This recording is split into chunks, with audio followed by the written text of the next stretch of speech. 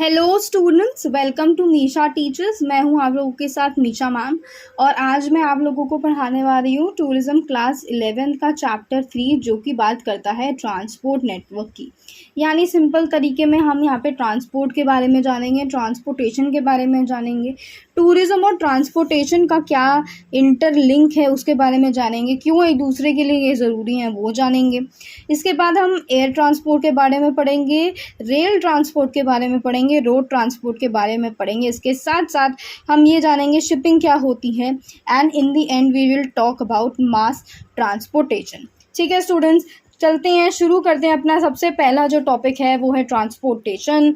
तो जो हमारी जो ट्रांसपोर्ट सेक्टर है यानी ट्रांसपोर्टेशन जो है काफ़ी ज़्यादा इम्पोर्टेंट कंपोनेंट है इकोनॉमी का, ठीक है, डेवलपमेंट का और पॉपुलेशन के वेलफेयर का। यानी ये जो ट्रांसपोर्टेशन है ये तीनों चीज़ों में ही इसका काफ़ी बड़ा योगदान है, काफ़ी इम्पोर्टेंट है। देखो पॉपुलेशंस के लिए कैसे ज़रूरी है, हम सब अगर कहीं पे भी जाते हैं तो हमें कहीं ना कहीं स्कूटी की ज़रूरत होती है, बाइक हो गई, कार हो गई, रेलवेज़ हो गई, एयरप्लेन हो गया, इतनी सारी ये ट्रांसपोर्ट्स हैं, इतने सारे व्हीकल्स हैं जिसकी वजह से हम एक जगह से दूसरी जगह पहुंच पाते हैं। यानी जो ट्रांसपोर्टेशन क्या हुआ, ट्रांसपोर्टेशन हुआ जब आप एक जगह से दूसरी जगह किसी भी व्हीकल के थ्रू आप एक जगह पहुंच पाते हो, जैसे कार हो गई, ट्रक हो गया,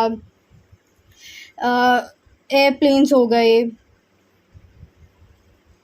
फिर हमारी रेलवेज़ हो गई, एक्सेट्रा एक्सेट्रा। तो ये सारी जो हैं ये हमारी ट्रांसपोर्ट्स हैं, ये हमारे व्हीकल्स हैं जो हमें क्या करते हैं, एक जगह से दूसरी जगह जाने में मदद करते हैं। अब ये डेवलपमेंट में भी काम करते हैं, इसमें हमें एम्प्लॉयमेंट भी मिलता है। तो घूम फिरा के क्या है, ये अपनी हमारी जो इकोनॉमी है उसमें काफ़ी ज़्यादा इसका योगदान है, काफ़ी ज़्यादा ये कॉन्ट्रीब्यूट करता है। ओके स्टूडेंट्स, सो ये वेन है यहाँ पे स्टूडेंट्स।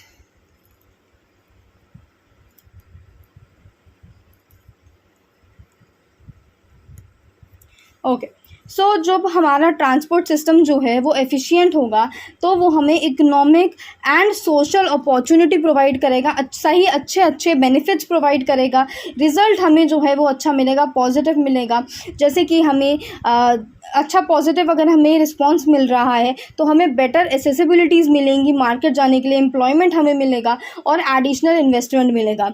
हमें मार्केट जाना है, हमें कहीं पे भी जाना है, मार्केट क्या कोई भी जगह है तो वहाँ पे अच्छे हमें क्या है, अच्छी एसेसिबिलिटी मिलेगी, हमें अच्छा रोड मिल सकता है, हमें अच्छी जो ट्रांसपोर्ट है वो मिल सकता है। इससे क्या होगा, हम आसानी से उस पर्टिकुलर जगह पे पहुँच पाएंगे।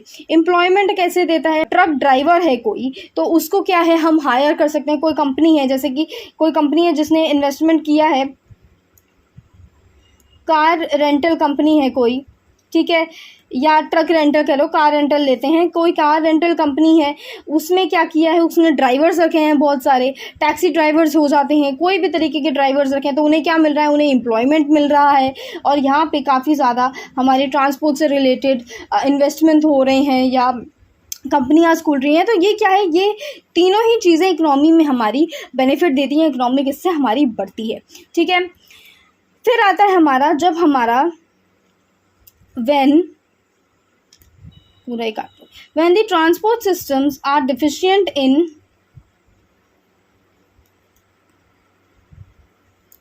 तो हमारा जब ट्रांसपोर्ट जो सिस्टम है वो डिफिशिएंट होगा इन टर्म्स ऑफ कैपेसिटी, यानी कैपेसिटी नहीं है या रिलायबिलिटी नहीं है तो क्या होगा, हमारा रिड्यूस्ड या मिस्ड अपॉर्चुनिटी हमें देखने को मिलेगी। ठीक है, एफिशिएंट ट्रांसपोर्टेशन जो है वो रिड्यूस करता है कॉस्ट को और जो कि इनएफिशिएंट ट्रांसपोर्टेशन है वो कॉस्ट को इंक्रीज करता है। ठीक है, अगर अच्छी ट्रांसपोर्ट होगी तो उसको क्या है, हमारी जो कॉस्ट है वो कहीं ना कहीं रिड्यूस हो जाएगी, क्योंकि अगर इंजन अच्छा है तो वो अच्छे से चलेगा और लंबे टाइम तक चलेगा, है ना। और वहीं पे अगर इंजन अच्छा नहीं है तो उसमें बार बार हमें कोई ना कोई दिक्कत आती रहेगी, बार बार इसको सही कराना है, बार ये कभी कोई दिक्कत आ रही है, कभी कोई दिक्कत आ रही है, तो उससे हमारी कॉस्ट बढ़ती है। सिंपल सा यही पॉइंट ये बोल रहा है। Transportation links together the factors of reduction in complex web of relationship between producers and consumers. ठीक है, इसमें कोई समझाने वाला पॉइंट नहीं है ये। अब चलते हैं, हम समझते हैं कि भाई हमारा जो ये ट्रांसपोर्ट है, टूरिज़्म है हमारा और ट्रांसपोर्ट है, इनके बीच में क्या लिंक है, क्यों ये ज़रूरी है। इसमें हम थोड़ी हिस्ट्री की बात करने वाले हैं। ठीक है, हिस्ट्री की हम इसमें बात करेंगे। तो हम चल रहे हैं 1970s के टाइम पे, ठीक है, जब हमारा 1970 में टूरिज़्म जो है अब थोड़ा थोड़ा अफोर्डेबल हो रहा था, यानी हमारे जो नोबल लोग थे, यानी अमीर जो लोग थे वो तो घूम ही रहे थे, बट अभी जो हमारा मिडिल क्लास है वो भी जो हमारा मिडिल क्लास है वो भी अब घूमने के लायक हो रहा था, वो भी घूम सकता था, ठीक है। फॉर डेवलप्ड इकनॉमी, अब जो भी इकनॉमीज़ डेवलप थी उनके लिए जो है टूरिज़्म काफ़ी ज़्यादा अफोर्डेबल हो चुका था। एंड इसी की वजह से क्या हुआ, इंटरनेशनल जो टूरिस्ट हैं वो डबल हो गए, यानी बहुत ज़्यादा तादाद में जो हमारे टूरिस्ट हैं वो इंटरनेशनल टूरिस्ट हैं बेसिकली, वो काफ़ी बढ़ गए, ठीक है। 2010 की अगर हम बात करें, 2010 में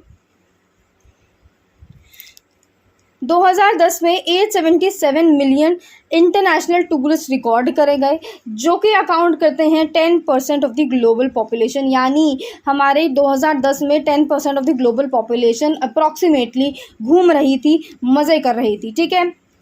अब जो टूरिज़्म है ये ज़्यादातर प्लेस करता है यूरोप में और नॉर्थ अमेरिका में। हमने यूरोप की काफ़ी इसमें बात भी करी है, तो यूरोप से काफ़ी ज़्यादा चीज़ें निकल के भी आई हैं, हमने इस्टेब्लिशमेंट भी हुई है इसमें हमने एवोल्यूशन में इसमें हमने बात भी करी है। ओके स्टूडेंट्स, तो टूरिज़्म कहाँ डोमिनेंटली टेक प्लेस करता है, मतलब यूरोप में करता है और नॉर्थ अमेरिका में करता है। इसके साथ साथ देखो, हमारा जब हमारा जब ट्रैवल करना शुरू किया था, अगर हम बिल्कुल एंशिएंट हिस्ट्री में जाएं तो हमने ये पढ़ा था, 11th में भी हमने ये पढ़ा था, सिल्क रूट जहाँ पे आ जाता है। तो वहाँ पे क्या हुआ था, जो ट्रैवलर्स थे वो क्या करने जाते थे, वो एक्सप्लोर करने जाते थे। क्या एक्सप्लोर करने जाते थे, जियोग्राफिकल रीजन्स को एक्सप्लोर करने जा रहे हैं, या ऐसी मार्केट हैं जहाँ पे ट्रेडिंग हो सकती है, कॉमर्स हो सकता है, वहाँ पे देखने जाते थे, या कोई रिसोर्सेज हैं उनको ढूंढने जा रहे थे और एक्सप्लॉइट कर सकें उस रिसोर्सेज को, उसको यूज़ में ला सकें, ठीक है। तो ये सारे पहले इसी से शुरुआत हुई थी, यानी कमर्शियल पर्पसेस के लिए शुरुआत हुई थी। उसके बाद क्या हुआ, उसके बाद लेजर हमारा ट्रैवल आता गया 90s में हमारा लेजर ट्रैवल में काफ़ी ज़्यादा हमने क्या देखा, काफ़ी ज़्यादा जंप देखा है, और इससे क्या है, हमारा लेजर ट्रैवल अब जो है बहुत ज़्यादा चलने लगा है। बट हम पहले की बात करेंगे तो पहले क्या था, पहले हमारा इन तीनों पर्पसेस के लिए ट्रैवलर्स घूमने जाते थे, ठीक है। As time moved on, transportation became more reliable, ठीक है। जैसे जैसे टाइम बढ़ रहा है, जैसे जैसे टाइम निकल रहा है, वैसे वैसे हमने देखा है कि ट्रांसपोर्टेशन बहुत रिलायबल हो गया है, बहुत एडवांस हो गया है, बहुत अच्छा हो गया है कंपैरेटिवली पहले से, ठीक है। Travelling became mundane activity taking place in an organised environment, ठीक है। अब जो हमारा ट्रैवलिंग है वो ऑर्गेनाइज एनवायरनमेंट में होने लगा, यानी हमारा ऑर्गेनाइज टूरिज्म बनने लगा, टूरिज्म में डेवलपमेंट होने लगे, ठीक है। The demand in international and even national transport infrastructure employs a very large number of people who want to move in an efficient, fast and inexpensive manner. अब देखो, हमारा जो इंटरनेशनल और नेशनल ट्रांसपोर्ट इंफ्रास्ट्रक्चर है ना, उसमें काफ़ी ज़्यादा डिमांड बढ़ गई। जब डिमांड बढ़ गई तो लोग चाहते हैं कि वो एफिशिएंट तरीके से घूमें, सेफ़ तरीके से घूमें, मतलब अगर ट्रैवल कर रहे हैं तो वो एफिशिएंट ट्रांसपोर्टेशन में जाएं, फास्ट ट्रांसपोर्टेशन में जाएं और इनएक्सपेंसिव ट्रांसपोर्टेशन में जाएं, यानी अच्छी चीज़ें, कंफर्ट चीज़ें सब चाहते हैं। तो ये जो है, इसीलिए इस पे हमारा ट्रांसपोर्टेशन पे और फोकस होने लगा, और एफिशिएंट और फास्ट इसमें कौन सा ट्रांसपोर्ट आ जाएगा, एयर ट्रांसपोर्ट आ जाएगा, ठीक है। तो लोग चाहते हैं कि वो बढ़िया कंफर्ट तरीके से ट्रैवल करें, अगर ट्रांसपोर्ट को यूज़ करें तो वो फास्ट हो, सेफ हो, इनएक्सपेंसिव मैनर में हो, एफिशिएंट हो, यही सब हो, ठीक है स्टूडेंट्स। अब जो है एसेसिबिलिटी जो है ये मेन फंक्शन हो गया टूरिज्म ट्रांसपोर्ट का, ठीक है। In order to access the areas that are mainly aimed, tourist will use any transformation mode नहीं है स्टूडेंट्स यहाँ पे, this is transportation. Oh sorry,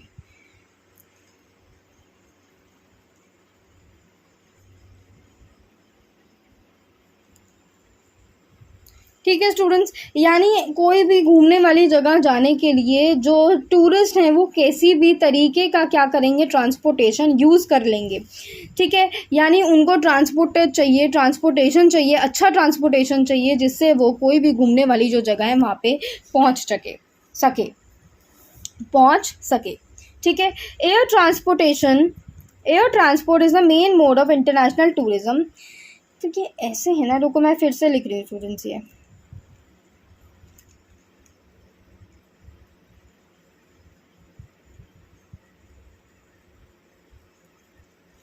ठीक है। एयर ट्रांसपोर्ट जो है इंटरनेशनल टूरिज़्म का मेन ट्रांसपोर्टेशन बन गया, जिससे क्या है लोग बहुत ज़्यादा लॉन्ग डिस्टेंस में अगर ट्रैवल करना चाहते हैं तो ट्रैवल कर सकते हैं। ठीक है।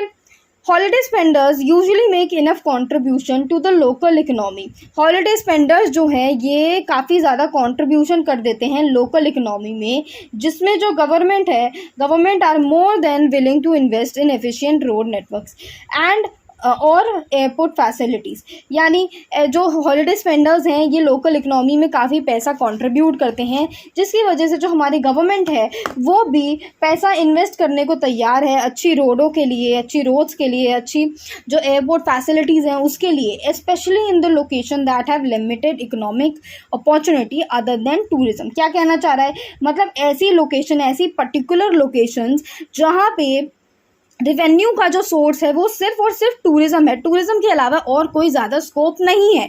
इसीलिए गवर्नमेंट क्या चाहती है कि ऐसी जगहों पे वो इन्वेस्ट करे, ऐसी इकोनॉमिक अपॉर्चुनिटी क्रिएट करे ताकि उस जगह का भला हो, उस जगह से रेवेन्यू हो, किसके थ्रू, टूरिज़्म के थ्रू। ठीक है स्टूडेंट्स, जैसे इसमें क्या एग्जाम्पल आ सकता है, इसमें हमारे पहाड़ आ सकते हैं। ठीक है, यहाँ पे जो हमारे पहाड़ है उनका जो वहाँ के जो लोग हैं उनका वन ऑफ द बिगेस्ट जो सोर्स ऑफ रेवेन्यू होता है वो टूरिज़्म के थ्रू होता है। इसीलिए जो गवर्नमेंट है वहाँ पे रोड और अच्छी बना सकती हैं, बनाना चाह रही हैं, और भी जो भी फैसिलिटीज़ हैं वो प्रोवाइड उनको करनी चाहिए। ठीक है students, next point is cruise shipping tourism. देखो, जो क्रूज शिपिंग टूरिज़्म जो है ये काफ़ी कम रेवेन्यू प्रोवाइड करता है, मतलब इसमें काफ़ी कम रेवेन्यू आता है। और इसका कितना है, पर पैसेंजर $15 लगते हैं पर पोर्ट के लिए, ऑफ कॉल एवरेजली $15 लगते हैं हर पैसेंजर को हर पोर्ट पे। ठीक है, a significant reason that cruise lines are capturing as much as tourism expenses within their ship as possible। इसीलिए क्योंकि इनका जो रेवेन्यू कम है, इसलिए क्या करते हैं, ये चाहते हैं कि ये अपनी शिप के अंदर ही जितने ज़्यादा फैसिलिटीज़ हैं, जितने ज़्यादा एक्सपेंसेस, टूरिज़म एक्सपेंसेस लगा सकें उतना बेटर हो। जैसे अगर कभी हम शिप में जाते हैं या क्रूज़ में अगर आप गए होगे तो आपको सारी जो चीज़ें, फूड वहाँ पे होगा, एंटरटेनमेंट है, ब्रेवरेजेस हैं, शॉपिंग है, यानी सब कुछ वो शिप के अंदर ही प्रोवाइड करते हैं ताकि आपको जो है एकदम अच्छे से अच्छी सर्विस मिले और आप अच्छे से अच्छे क्या है एंजॉय कर पाएँ। ओके स्टूडेंट्स, अब हम बात करने वाले हैं एयर ट्रांसपोर्टेशन की, एयर ट्रांसपोर्ट की। देखो, एयर ट्रांसपोर्ट जो है सबसे ज़्यादा इफ़ेक्टिव ट्रांसपोर्ट मोड है। ठीक है, only 12.5% of the tourist travel by plane. ये जो पॉइंट है ये बात कर रहे हैं हमारे डोमेस्टिक ट्रैवल की। ठीक है, ये डोमेस्टिक ट्रैवल की बात कर रहा है, यानी डोमेस्टिकली अगर जो लोग ट्रैवल कर रहे हैं वो 12.5% के टूरिस्ट हैं। अब हम जब इंटरनेशनल ट्रैवल की बात करते हैं तो इंटरनेशनल ट्रैवल इज़ अराउंड 40%, यानी 40% जो लोग हैं वो एयर ट्रांसपोर्ट यूज़ करते हैं when it comes to travel internationally. ठीक है, business people are amongst the biggest user of airline facilities. यानी जो बिज़नेस के पीपल हैं, जो बिज़नेस के लिए ट्रैवल करते हैं वो सबसे ज़्यादा बड़े यूज़र्स हैं when it comes to airline facilities. यानी बिज़नेस पीपल सबसे ज़्यादा एयरलाइन फैसिलिटीज़ को यूज़ करते हैं। ठीक है students, but a low-cost air carriers have attracted a significant market segment। मतलब कि जो लो कॉस्ट एयर कैरियर्स हैं इन्होंने भी काफ़ी ज़्यादा मार्केट सेगमेंट को अट्रैक्ट किए हैं, यानी लोग अब लो कॉस्ट एयर कैरियर्स की तरफ भी बढ़ रहे हैं। ठीक है, एयर ट्रांसपोर्टेशन वो slow to take off after the Wright brothers breakthrough at Kitty Hawk in 1903। यानी एयर ट्रांसपोर्ट की जो शुरुआत हुई थी ना वो बड़ी स्लो हुई थी। जो हमारा एयरप्लेन थे, एयर ट्रांसपोर्ट थे, बहुत ही ज़्यादा स्लो थे शुरुआत में। किसके बाद, after Wright brothers breakthrough at Kitty Hawk in 1903। ठीक है, अब बात करते हैं ऑन Jan 1st 1914। देखो, Jan 1st 1914 में क्या हुआ, जो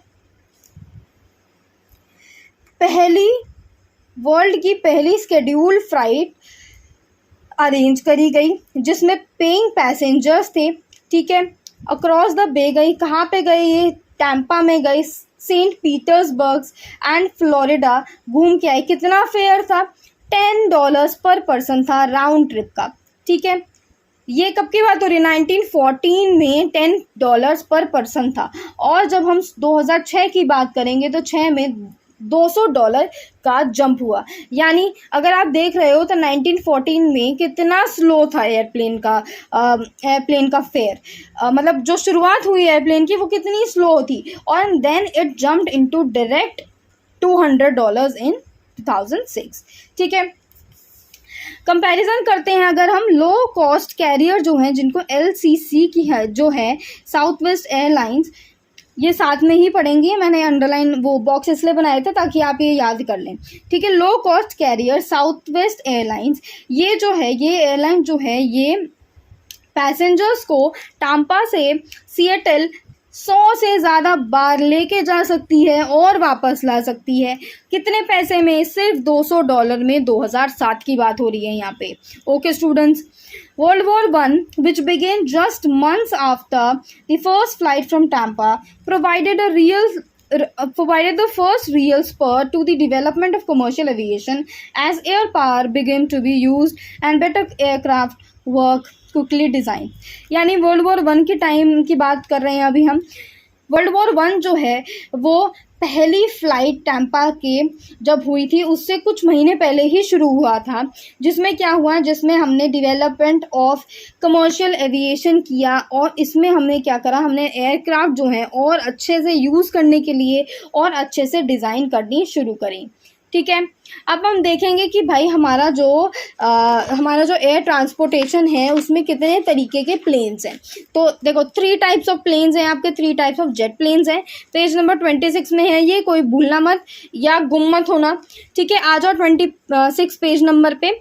हम बात करेंगे 3 तरीके के जेट प्लेन्स की। सबसे पहला जो है आपका वो है शॉर्ट रेंज एयरक्राफ्ट, जिसको हम रीजनल एयरक्राफ्ट या जेट्स बोल सकते हैं। दूसरा है आपका मीडियम रेंज एयरक्राफ्ट, जिसको हम जो सेकंड नंबर पे ही है। तीसरा है आपका लॉन्ग रेंज एयरक्राफ्ट। ठीक है स्टूडेंट्स, बस सबसे पहले बात करने वाले हैं हम शॉर्ट रेंज एयरक्राफ्ट की। भूलना मत, इसको हम रीजनल एयरक्राफ्ट भी बोलते हैं या जेट बोलते हैं, जो भी है। ठीक है, कितने पैसेंजर लेके घूम सकता है? 30 से 100 पैसेंजर्स ये लेके घूमता है। क्या करता है? ये सर्व करता है छोटी मार्केट्स को और फीड हब्स एयरपोर्ट्स को। ठीक है, इसके साथ साथ क्या करता है? ये हाई फ्रीक्वेंसी प्रोवाइड करता है किसको? लार्ज सिटी पेयर्स को 2 पॉइंट सर्विसेज। ठीक है, यानी हाई फ्रीक्वेंसी देता है पॉइंट सर्विसेज को किसके बीच में? लार्ज सिटी पेयर्स के बीच में। एग्जाम्पल्स कौन क्या हैं इसके? Bombardiers CR J series and Embraers ERJ series. पता नहीं इसको कैसे प्रोनाउंस करते हैं, बस मैंने कर दिया है, तो कमेंट्स में 2 मत देना मुझे। ठीक है, बात करेंगे अब हम सेकंड अपने एयरक्राफ्ट की, that is medium range aircraft. तो ये जो एयरक्राफ्ट है ये डिज़ाइन किया गया है कि ये अपनी जो सर्विसेज है ये कॉन्टिनेंट के अंदर डिलीवर कर सके। यानी ऐसे एयरक्राफ्ट, अगर हम इंडिया की बात करें, ऐसे एयरक्राफ्ट जो इंडिया के अंदर पूरी तरीके से घूम सकते हैं, यानी जम्मू कश्मीर से लेके ये केरला जा सकते हैं या केरला से ये असम जा सकते हैं। तो ऐसे ही जो हमारे एयरक्राफ्ट हैं उनको हम मीडियम रेंज एयरक्राफ्ट बोलेंगे। ठीक है, ये जो रेंज है कहाँ अप्लाई हो सकती है? यूरोपियन कॉन्टिनेंट में अप्लाई हो सकती है, साउथ अमेरिका में हो सकते हैं, ईस्ट एशिया हो गया एंड अफ्रीका में हो सकती है।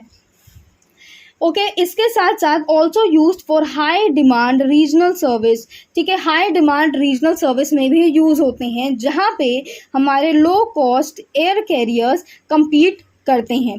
ठीक है, इसके एग्जांपल्स क्या हैं? इसके एग्जांपल्स है एयरबस A320, रेंज कितनी है इसकी? 3700 किलोमीटर्स। एंड एक और एग्जांपल है दैट इज़ B737। ठीक है स्टूडेंट्स, अब हम बात करेंगे लॉन्ग रेंज एयरक्राफ्ट की कि लॉन्ग रेंज एयरक्राफ्ट क्या होते हैं। ये जो एयरक्राफ्ट होते हैं ये ओशंस को क्रॉस कर सकती हैं और 2 अलग जो कॉन्टिनेंट्स हैं या कंट्रीज़ हैं उनको लिंक कर सकते हैं। यानी ये कौन से एयरक्राफ्ट हो गए? जैसे कोई एयरक्राफ्ट इंडिया से US जाता है तो वो लॉन्ग रेंज एयरक्राफ्ट में बोले जाएगा, या US से इंडिया आ रहा है या US से ऑस्ट्रेलिया जा रहा है। ये जो दूर के जो हमारे कंट्रीज़ है उसको कनेक्ट जो कर सकता है उसको हम लॉन्ग रेंज एयरक्राफ्ट बोलते हैं। ठीक है, B707 have evolve into planes offering high capacity. ठीक है, जिसमें हमारा B707 है ये काफ़ी ज़्यादा इवॉल्व कर दिया गया है और अब ये जो है हाई कैपेसिटी ऑफर करता है। B747 सीरीज इसमें आ जाता है। ठीक है, long range abilities like B777 series और A350 which have range up to 17,400 kilometres. यानी जो हमारे लॉन्ग रेंज एयरक्राफ्ट हैं इनकी जो रेंज है बेसिकली वो 17,400 किलोमीटर्स है। ये हम कौन से, ये हम इन दो की बात कर रहे हैं, जो दो हमारे एयरक्राफ्ट हैं इनकी बात कर रहे हैं। तो अप्रॉक्सीमेटली इतनी ही इनकी रेंज होनी चाहिए। ओके स्टूडेंट्स, आगे हम बात करते हैं कि भाई हमारा जो एयर कार्गो है उसका क्या है। सो एयर कार्गो जो है relates to time sensitivity, valuable, perishable freight cargo over long distance. ठीक है, this is particularly suitable in supporting just in time production and distribution strategies with low inventory levels. Simple सी बात बोल रहा है, ये एयर कार्गो यूज़ किए जाते हैं क्योंकि वो टाइम सेंसिटिविटी को फोकस करते हैं, यानी बहुत ज़्यादा स्पीड में होते हैं। कोई अगर हमें कार्गो यानी सामान या माल बोल लो, सामान बोलते हैं, चलो सामान जो है वो एक देश से या दूसरे देश में लेके जाना है या हमें काफ़ी दूर डिस्टेंस कवर करना है, तो ये टाइम सेंसिटिविटी यानी जल्दी जल्दी टाइम कवर करते हैं। अब हम सामान को रोड से भेजेंगे तो वो तो बहुत ही दिन लग जाएंगे, महीने लग जाएंगे। पानी से भी काफ़ी ज़्यादा टाइम लगता है और रेलवे से भी बहुत टाइम लगता है। तो इन तीनों ट्रांसपोर्ट के कंपैरेटिवली जो हमारा एयर कार्गो है ये काफ़ी टाइम सेंसिटिव है, काफ़ी फास्ट है, काफ़ी वैल्यूएबल है और पर्शिएबल है। ठीक है स्टूडेंट्स, और ये जस्ट इन टाइम प्रोडक्शन को सपोर्ट करता है, यानी मैंने बताया ना फास्ट होता है, तो ये काफ़ी जल्दी या जस्ट इन टाइम प्रोडक्शन को प्रमोट कर सकता है। उस पर्टिकुलर टाइम, जिस टाइम पे हमें जो चीज़ चाहिए वहाँ पे हमें वो प्रोवाइड कर सकता है। ठीक है students, air cargo has niche market for emergency situation. Emergency situation के लिए काफ़ी ज़्यादा इसकी नीश मार्केट है, क्योंकि हमें जब फास्ट डिलीवरी ऑफ सप्लाई चाहिए होते हैं तो ये फास्ट डिलीवरी सप्लाईज कर सकते हैं। जैसे कि इंडिया अपना जो है, जब भी किसी देश में कोई आपदा आ जाती है, जैसे अर्थक्वेक आ गई थी, तो टर्की में आई थी अर्थक्वेक, तो हमारा जो इंडिया है उनने फटाफट से मेडिकल का सामान, फूड का सामान वो सप्लाई कर दिया था। तो यहाँ पे क्या हुआ, जो हमारा एयर कार्गो है वो इमरजेंसी सिचुएशन में काम करता है और फास्ट डिलीवरी प्रोवाइड करता है सप्लाईज की, जैसे कि मेडिकल सप्लाईज हो गए, फूड सप्लाईज हो गए। ठीक है, अब जो हमारी एयर फ्राइट मार्केट है, यानी हमारी एयर कार्गो जो है, जो सामान इधर से उधर करते हैं, उसके 5 तरीके के ऑपरेशन हैं जिससे ये सर्विस प्रोवाइड करते हैं। यानी अगर हम एयर कार्गो की बात करें या हम बात करें कि भाई हमारी जो एयर फ्राइट मार्केट है उसके कितने टाइप्स हैं, उसके ऑपरेशन कितने टाइप्स के हैं, तो 5 टाइप्स हैं, उनकी हम बात करने वाले हैं। तो सबसे पहला जो आपका टाइप है वो है डेडिकेटेड कार्गो ऑपरेटर्स। ये क्या करते हैं, ये फ्लीट को मेंटेन करते हैं, कार्गो को मेंटेन करते हैं, only aircraft and offering regular schedule services. इसके साथ साथ ये रेगुलर स्केड्यूल सर्विसेज जो हैं वो ऑफर करते हैं एयरपोर्ट्स के बीच में। ठीक है, यहाँ पे गड़बड़ हुई है। दिस ऑल्सो ऑफर सर्विसेज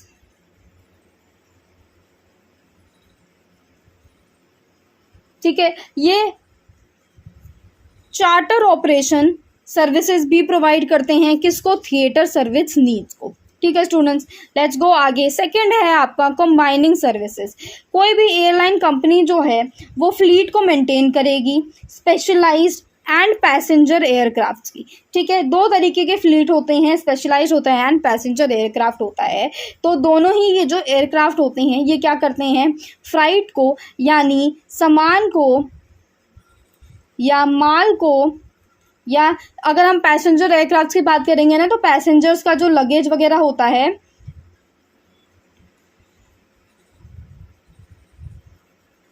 ठीक है, जो इनका लगेज होता है वो अपने बेली होल्ड में क्या करती है, रख के जाते हैं। बेली होल्ड जो होता है वो जो नीचे से हमारा एयरक्राफ्ट खुलता है या साइड से जो खुलता है, वहाँ पे काफ़ी ज़्यादा सारे सामान रखे जाते हैं ताकि वो आपके साथ पहुँचे जहाँ पे आप जा रहे हो। ठीक है, तो ये जो दोनों हैं यहाँ पे जो सामान है वो बेली होल्ड में लेके जाते हैं। ठीक है, most of the cargo operations involve long haul services. ठीक है, ये जो कार्गो ऑपरेशंस है कंबाइनिंग सर्विसेज में ये लॉन्ग हॉल सर्विसेज ज़्यादातर प्रोवाइड करते हैं। ठीक है, पैसेंजर ऑपरेटर्स क्या होता है, पैसेंजर ऑपरेटर्स जो होते हैं offer this right capacity in the belly hold for their aircraft for these operators. यानी अगर हमारा पैसेंजर जा रहे हैं, अगर हमारे एयरप्लेन में पैसेंजर जा रहे हैं तो एक पर्टिकुलर केजी बताया जाता है, हर पैसेंजर को इतना केजी से ऊपर सामान नहीं लेके जाना होता है। फॉर एग्जांपल 30 केजी ज़्यादातर लेते हैं मेरे ख्याल से। ठीक है, 30 केजी तक का आपका सामान होना चाहिए, इससे ऊपर होगा तो आपको या तो पे करना पड़ेगा या आपको वहाँ सामान एयरपोर्ट में छोड़ के जाना पड़ेगा। ठीक है, तो क्या हो रहा है, ये जो ऑपरेटर्स हैं ये राइट कैपेसिटी बताते हैं, यानी ये सामान का जो लोड है वो बताते हैं कि इतना ही लाना है ताकि हमारी जो एयरक्राफ्ट है वो इतना ही सामान ले पाएगी अपने बेली होल्ड में। ठीक है, ये बोलना चाह रहे हैं, ये फ्राइट है ये। ठीक है, freight services rather secondary and represent a source of additional income. Low cost airlines usually do not offer air cargo services. जो हमारी लो कॉस्ट एयरलाइंस होती हैं ना, ये कार्गो सर्विसेज नहीं प्रोवाइड करती हैं। ठीक है,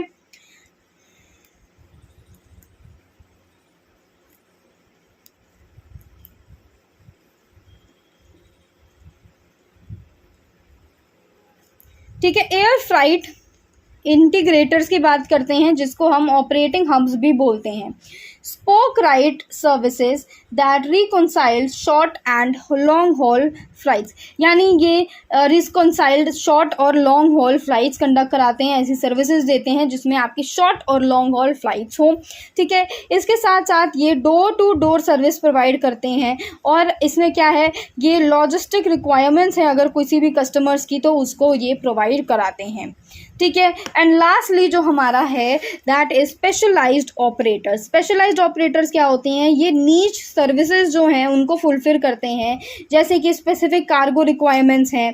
ठीक है, हैवी लोड्स हैं जो कि कैपेबिलिटी और स्टैंडर्ड कार्गो एयरक्राफ्ट में नहीं आते हैं तो कहीं और उसको शिफ्ट करा जाएगा, ऐसे एयरक्राफ्ट में जाएंगे ये हैवी लोड्स जो कि इनको हैंडल कर सकता है। कोई भी हैवी लोड है उसको ये छोटे एयरक्राफ्ट में नहीं भेज सकते हैं, तो ये ऐसी चीज़ें ऑपरेट करते हैं कि कौन सा कार्गो जो है वो कहाँ जाना चाहिए। ठीक है, ये जो है ये आपके 5 टाइप हैं। इसके बाद हम एयरक्राफ्ट इन इंडिया की बात करेंगे। ठीक है, अब जो इंडिया का जो कमर्शियल एयरलाइंस का जो टोटल साइज़ था वो 371 है। ठीक है स्टूडेंट्स, अब ये वाला पॉइंट है, ये ध्यान से सुनना। हमारा एक एक्ट था द एयर कॉरपोरेशन एक्ट 1953। क्या हुआ, ये हमारा एक्ट 1953 में आया, पर इस एक्ट को हमने 1994 में क्या करा, हटा दिया। ठीक है, किस लिए हटाया हमने ये हटाया ये सोच के कि भाई अगर हम इस एक्ट को हटाएंगे तो हमारी जो मोनोपोली है एयर कॉरपोरेशन की स्केड्यूल सर्विसेज पे, वो क्या है वो हम हटाएंगे, वो हटेगी। और जब वो हटेगी तो हम क्या करेंगे, हम प्राइवेट एयरलाइंस जो हैं उनको एनेबल करेंगे कि वो भी स्केड्यूल सर्विसेज को ऑपरेट कर सके। यानी क्या हो रहा है, मोनोपोली एयर कॉरपोरेशन की स्केड्यूल सर्विसेज से हटाने के लिए ये एक्ट हटाया गया और क्या करा गया, प्राइवेट एयरलाइंस को एनेबल किया गया, अलाउ किया गया कि ये लोग जो हैं अब ये स्केड्यूल सर्विसेज को अरेंज कर सकते हैं, इनको ये हम पावर दे रहे हैं। ठीक है, क्या हुआ उसके बाद, convert Indian Airlines and Air India to limited company. अब इंडियन एयरलाइंस जो थी और एयर इंडिया जो है इसको क्या करा गया, इसको लिमिटेड कंपनी पे दिया गया एंड हमने प्राइवेट पार्टिसिपेशन जो है नेशनल कैरियर्स में इसको एनेबल किया गया। यानी ये एक्ट सिंपली हटा के हमने क्या किया है, प्राइवेटाइजेशन को हमने बढ़ावा दिया है कि प्राइवेट सेक्टर जो है वो भी क्या कर सकता है, स्केड्यूल कर सकता है सर्विसेज को। ठीक है स्टूडेंट्स, अब हम बात करते हैं 1990 की। उल्टा लिख दिया था शायद मैंने, ये कोई बात नहीं। चलो, private airline companies were allowed to operate air taxi services. ठीक है, 1990 में क्या हुआ, प्राइवेट एयरलाइन कंपनी जो हैं, प्राइवेट एयरलाइन जो कंपनीज हैं ये अलाउड थी कि ये जो एयर टैक्सी सर्विसेज हैं वो प्रोवाइड कर सकती हैं।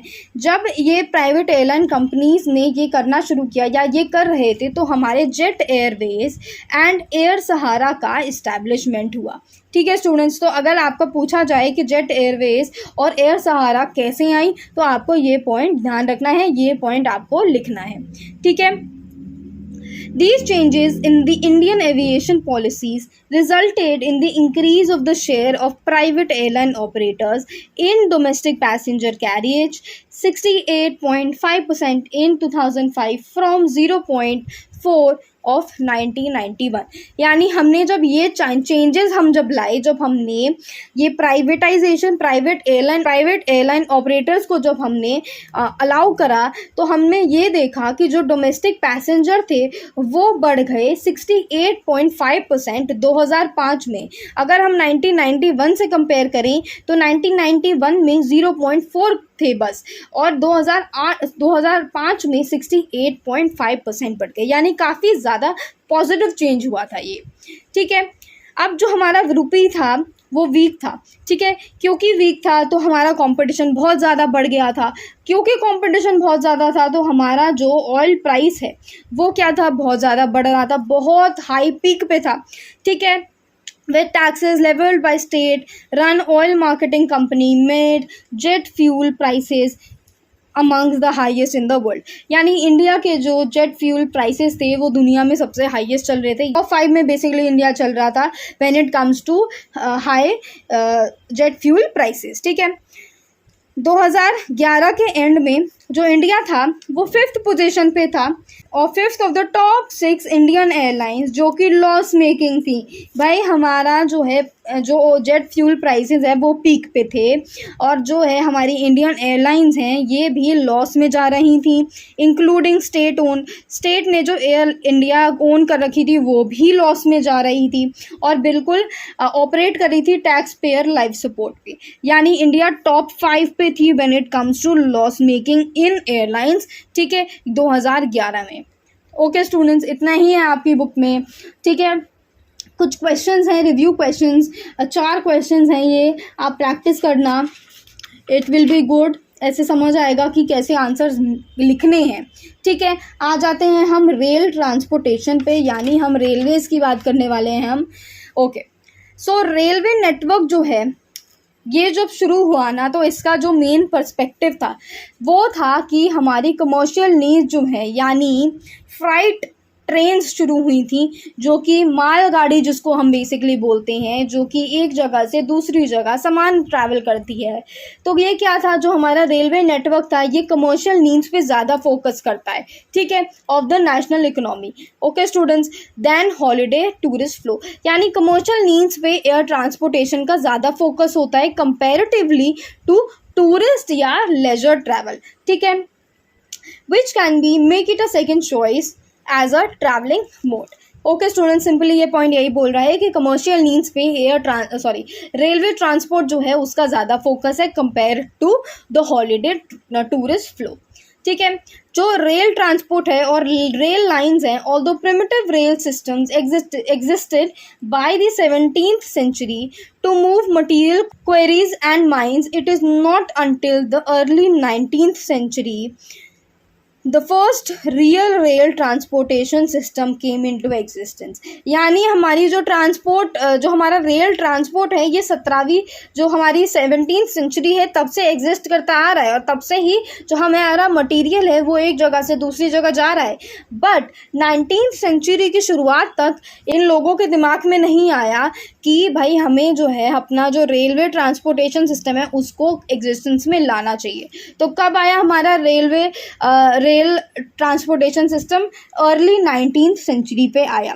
ठीक है, क्या याद रखना है यहाँ पे कि हमारी जो रेलवेज़ हैं वो 17th सेंचुरी से चलती आ रही हैं, काफ़ी ज़्यादा यूज़ में नहीं है। बट हमारा जो फर्स्ट रियल ट्रांसपोर्टेशन सिस्टम आया है वो आया है हमारा 19th सेंचुरी में, अर्ली 19th सेंचुरी में। ठीक है स्टूडेंट्स, हाईलाइट कर दिया है, कोई नहीं भूलेगा ये। Okay, so let's focus now. चलो, rail transportation has been the product of industrial era, playing a major role in economic development of the Western Europe, Northern America and Japan. यानी rail transportation जो है ये industrial era का काफ़ी बड़ा product रहा है और इसने काफ़ी ज़्यादा मेजर रोल जो है वो प्ले करा है इकोनॉमिक डेवलपमेंट में. कहाँ पे? वेस्टर्न यूरोप में, नॉर्थ अमेरिका में और जापान में. ठीक है.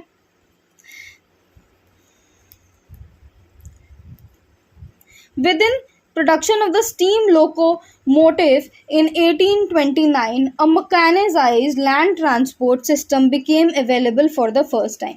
जब हमारी स्टीम लोकोमोटिव 1829 में बनी तो हमारा जो लैंड ट्रांसपोर्ट सिस्टम है ये पहली बार अवेलेबल हुआ हमको. ठीक है.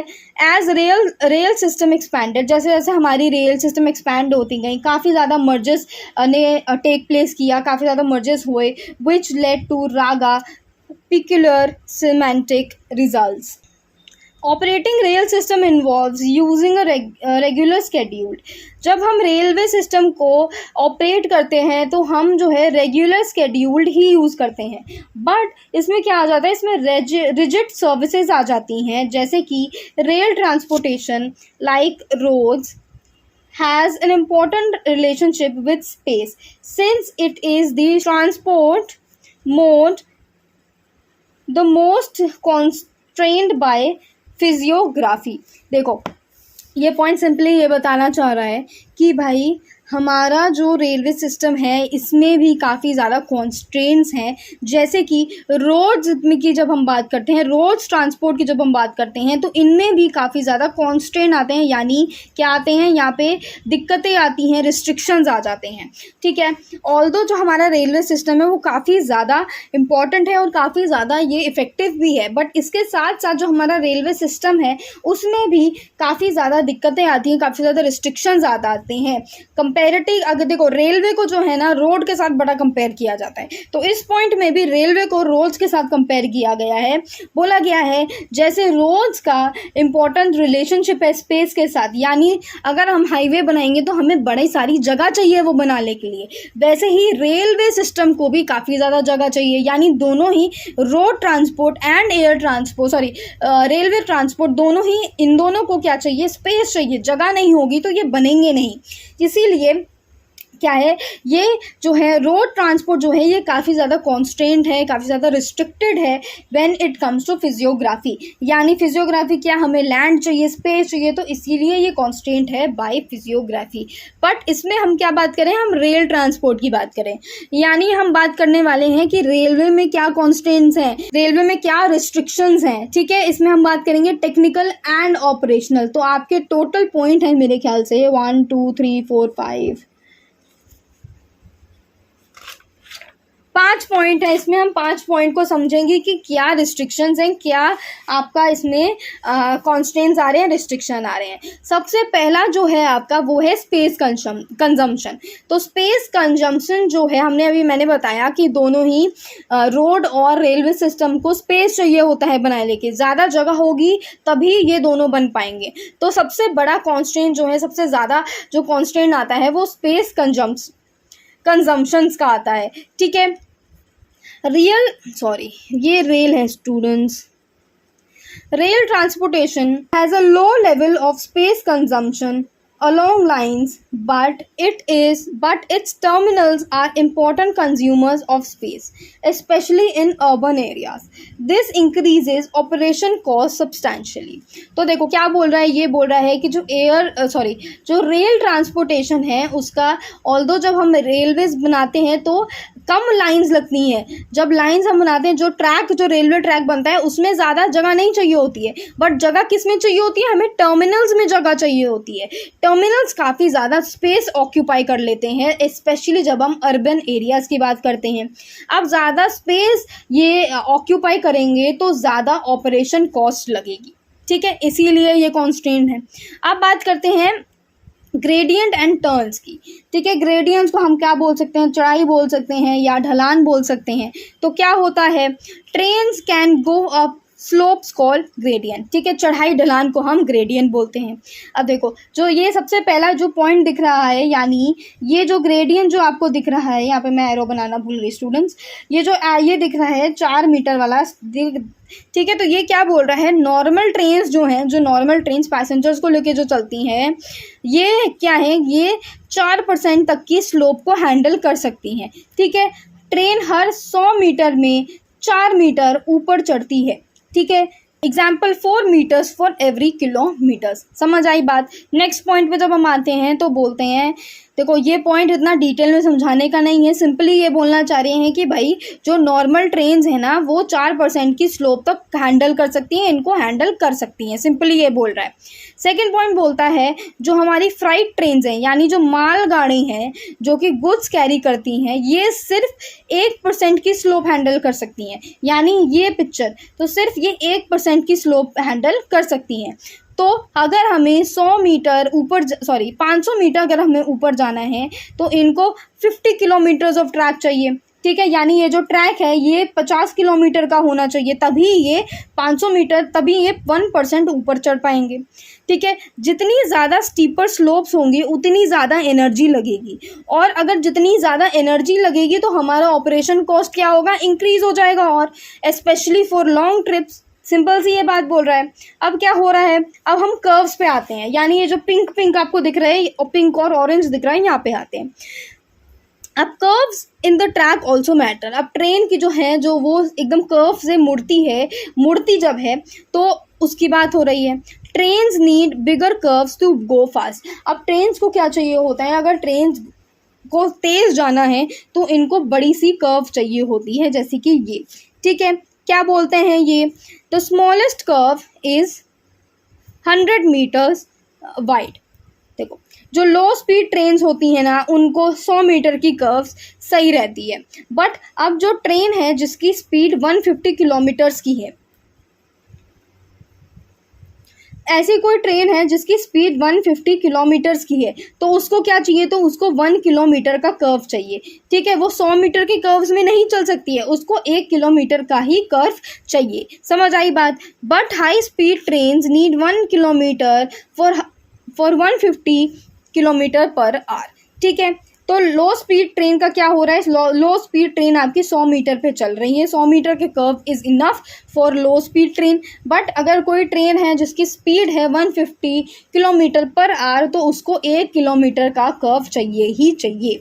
और इन दी एंड क्या होता है, हाई स्पीड ट्रेन जो है, जिनका क्या है, स्पीड जो है वो 300 किलोमीटर पर आवर है, यानी 300 किलोमीटर पर आवर है, तो उसको क्या चाहिए, 4 किलोमीटर का कर्व चाहिए। ठीक है, यानी ऐसे ज़्यादा सा घूमने वाला कर्व चाहिए। समझ आई बात। ये मैंने इमेजेस बनाई हैं ताकि आपको समझ आ जाए।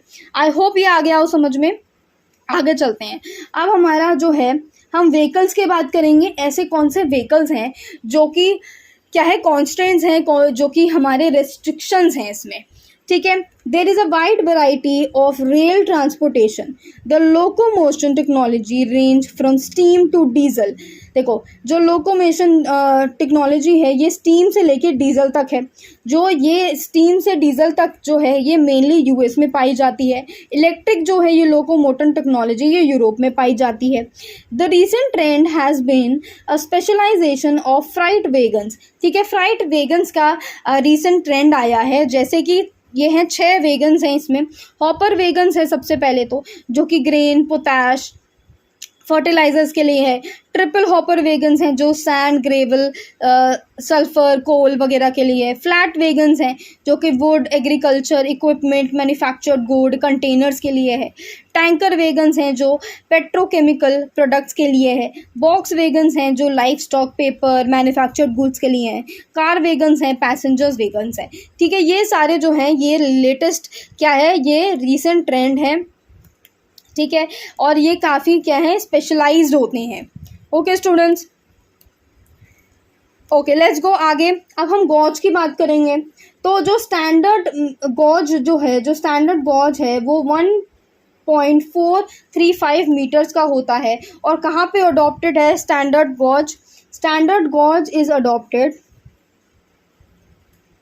इन नॉर्थ अमेरिका। ठीक है, and most of Western Europe, यानी स्टैंडर्ड गॉज जो है वो नॉर्थ अमेरिका में यूज़ होता है और वेस्टर्न यूरोप में यूज़ होता है। For example it accounts for about 60% of the railways, but ठीक है, तो यहाँ पे जो है इन दोनों ही जगह पे 60% रेलवे ये क्या करता है, अकाउंट करता है। बट जो दूसरे गॉज हैं वो अलग अलग जगह पे यूज़ होते हैं। जैसे ब्रॉड गॉज जो है, जो कि 1.520 मीटर जो है वो रशिया में है, और ईस्टर्न यूरोप में 17% ऑफ द रेलवे में गॉज है। Okay, and then we have network structure. ये लास्ट आपका इसमें कॉन्स्टेंट है, 5 ही हैं, इतना मेरे ख्याल से इतना वो ने और कंटेंट नहीं डाला है, ये दिस इज इनफ कंटेंट। ठीक है, सो नेटवर्क स्ट्रक्चर की हम बात करते हैं।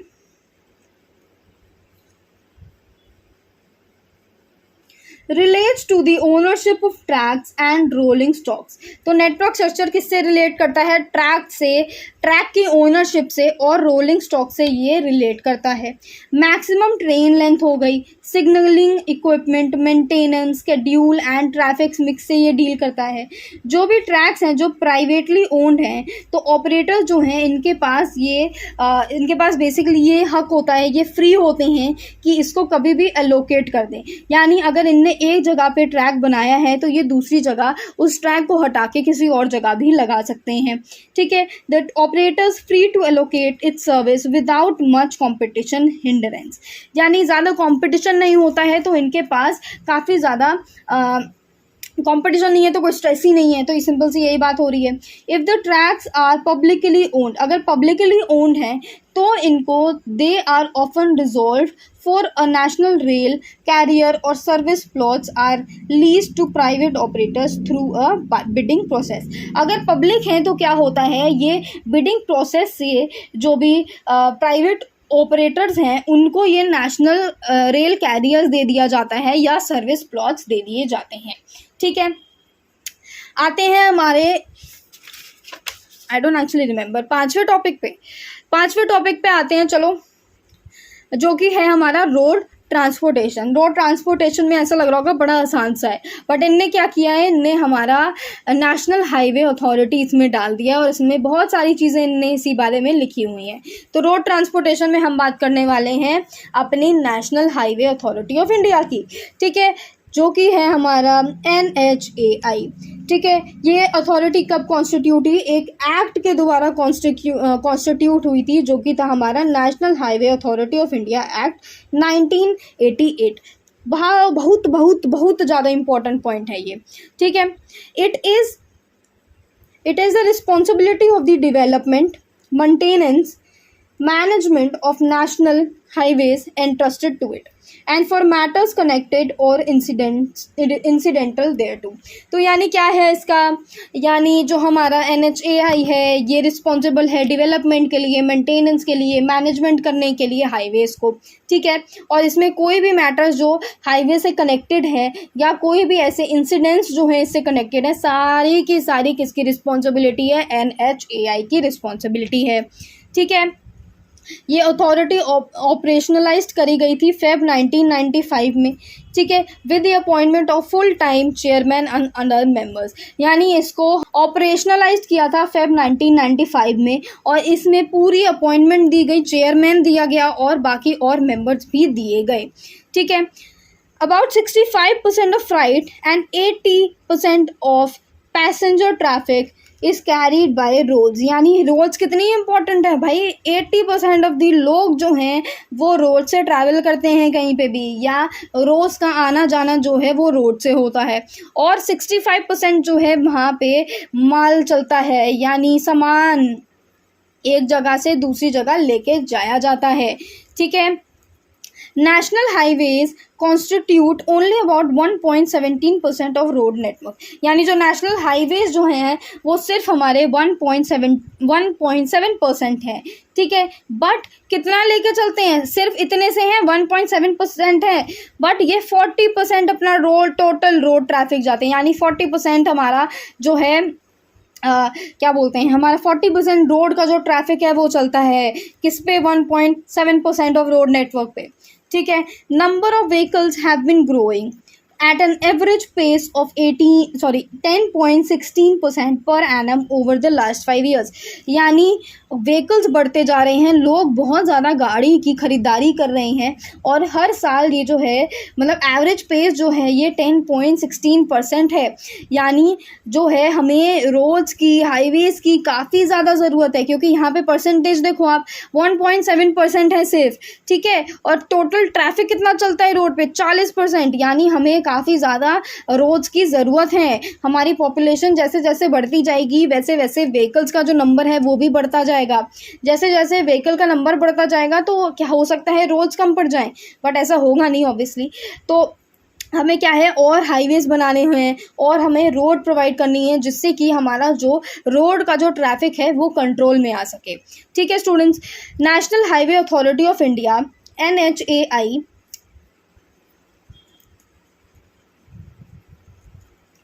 NHAI is mandated to implement national highway development project, जिसको देखो इसको ना ये हमारी NHAI को प्रोजेक्ट दिया गया है जिसको हम बोलते हैं NHDP, ठीक है, which is India's largest ever highway project. यानी ये जो NHDP जो है ये इंडिया का सबसे बड़ा हाईवे प्रोजेक्ट है। इसके साथ साथ हमारा क्या इस प्रोजेक्ट का क्या फोकस है कि भाई हम वर्ल्ड क्लास रोड प्रोवाइड कर सकें जिसमें कोई भी ट्रैफिक फ्लो ना हो, यानी हमारा अनइंटरप्टेड ट्रैफिक फ्लो हो, आराम से बिना ट्रैफिक के आप ट्रैवल कर सको। हाईवेज़ की बात करते हैं, जो हमारा नेशनल हाईवेज़ हैं, टोटल लेंथ कितनी है, 71,772 kilometres, and it serves as the RTL network of the country, ठीक है। The development of national highways is responsibility of the government of India। यानी जो नेशनल हाईवेज है किसकी रिस्पॉन्सिबिलिटी है, सेंट्रल गवर्नमेंट की रिस्पॉन्सिबिलिटी, यानी गवर्नमेंट ऑफ इंडिया जो है उसकी रिस्पॉन्सिबिलिटीज़ अपने नेशनल हाईवेज हैं, ठीक है students. The Government of India has launched major initiative to upgrade and strengthen the national highway through various phases of National Highways Development Project। देखो government ने काफ़ी सारे ऐसे मेजर इनिशिएटिव्स लिए हैं जिससे हम जो है अपने नेशनल हाईवेज़ को अपग्रेड कर सकें, अच्छा बना सकें और स्ट्रेंथन कर सकें। तो बात करेंगे हम, देखो कितने फेजेस हैं, ये हैं आपके 5 फेजेस हैं वैसे तो, बट इनने 6 फेजेस हैं, ठीक है, बट इनने जो नंबरिंग की है वो अलग है। तो हम वो नंबरिंग बुक में देख लो, पेज नंबर कौन से 30 पे आ जाओ, पेज नंबर, ठीक है, पेज नंबर 30 पे इनने लिख रखी है 31 पे है, तो उसमें आ जाओ, उसमें देखना कि फेज़ 1 है, फेज़ 2 है, फेज़ 3 है, फिर फेज़ 5 आता है, फिर फेज़ 6 आता है और फिर फेज़ 7 आता है। तो हम बात करने वाले हैं इन्हीं फेज़ की, ठीक है। सो NHDP फेज़ 1 किसने अप्रूव किया था, कैबिनेट कमेटी ने अप्रूव किया था, इकोनॉमिक अफेयर्स में, ठीक है, इसको फुल फॉर्म ये है, भूल लेगा नहीं कोई। किसने अप्रूव किया था, cabinet committee on economic affairs, ठीक है, कब किया था, दिसंबर 2000 में किया था। कितनी कॉस्ट थी इसकी, 30,000 करोड़ की कॉस्ट थी, ठीक है, comprising mostly of GQ 5846 kilometre and NSEW corridor 981 kilometres, port connectivity 856 kilometres and others जो कि है 315 किलोमीटर्स, ठीक है। तो इसने क्या किया, देखो ये मैं ना थोड़ा डिटेल में नहीं समझाऊंगी, बहुत स्ट्रेट पॉइंट्स हैं, बहुत पॉइंट टू पॉइंट इसने लिखा हुआ है, कोई समझाने वाली बात नहीं है, ठीक है। CCEA ने अप्रूव करा दिसंबर 2000 में, 30,000 रुपये की कॉस्ट थी और इसमें ये जो मार्क किए गए हैं ये सारे इसमें आते हैं। तो ये देखो, ये याद रख लेना कि कौन से फेज़ में क्या क्या इनने प्रोवाइड किया है या क्या क्या इनने एम किया है जो इनको अचीव करना था। फिर हम आते हैं फेज़ 2 पे। CCEA ने अप्रूव किया, ये कब किया, दिसंबर 2003 में किया। कितनी कॉस्ट थी, ₹34,339 करोड़, कंप्राइजिंग क्या क्या इसमें इंक्लूड हुआ था, NSEW कॉरिडोर हुआ था, 616 किलोमीटर्स का क्या हुआ था, 616 किलोमीटर्स का इनने एम किया होगा, वो था। अदर नेशनल हाईवेज जिसमें था 486 किलोमीटर्स की लेंथ का, और टोटल लेंथ जो थी वो थी 6647 किलोमीटर्स, और जो टोटल लेंथ हमारा है ठीक है, जो दोनों ये सेम ही लिख दिया है मैंने ख्याल से मैंने, ठीक है। तो दोनों की जो लेंथ थी वो ये है 6647। Okay students, okay. फेज 3 पे जब हम आते हैं तो गवर्नमेंट अप्रूव्ड, ये 5/3/2005 में अप्रूव किया गया था। Aggregation and for learning, students ये गलत लिखा है यहाँ पे, लेट मी राइट इट। देखो 5/3/2005 में आया था, क्या इसमें था, upgradation and four laning of, देखो अपग्रेडेशन करने का था और 4 लेन का हाईवे बनाने का इनका एम था, जिसमें ये कितने किलोमीटर्स है, 4035 किलोमीटर्स है। National highways on BOT basis at an estimated cost 22,000 crore का ये प्रोजेक्ट था। गवर्नमेंट ने अप्रूव करा था अप्रैल 2007 में, ठीक है। यहाँ पे भी गलत लिखा हुआ है, अपग्रेडेशन एंड 4 लेन्स, लेनिंग लिख दो, लेन्स लिख दो, जो लिखना लिख दो, ठीक है। अपग्रेडेशन और 4 लेनिंग के लिए था ये, जिसमें 8,074 किलोमीटर्स, और इसमें क्या था, एस्टिमेटेड कॉस्ट जो था वो था 54,339 करोड़ का, ठीक है। ओहो,